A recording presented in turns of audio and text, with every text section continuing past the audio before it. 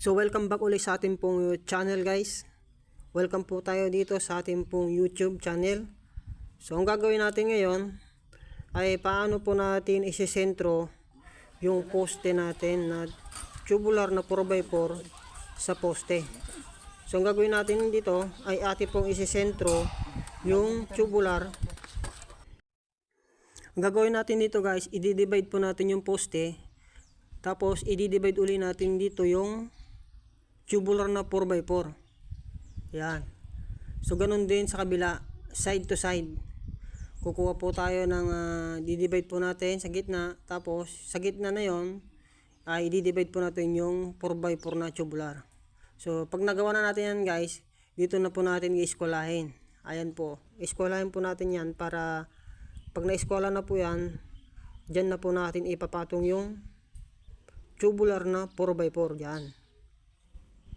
So nakuha na po natin yung ating sentro sa ating pong poste. So ito na yung tubular natin pong ilalagay. Ayan naka-eskwala para pantay po yung ating pong poste. So pag napantay na po natin yan guys, ay atin po ngayon huhulugan itong poste ng tubular. So ngayon, sisentro talaga natin yan. Kailangan ay nakasentro po sa guhit ng naka-eskwala. Ayan. So ito yung tubular natin nakatayo. So napakataas. Ayan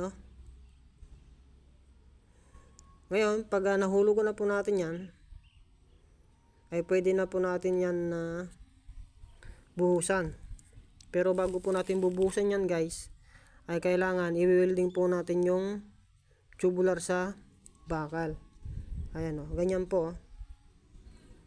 Lalagyan po natin siya ng stopper. So pag na-welding na po natin yan guys, pwede na po natin siyang pormahan, saka po natin siya bubuhusan para matibay po yung ating tubular na ating pong poste.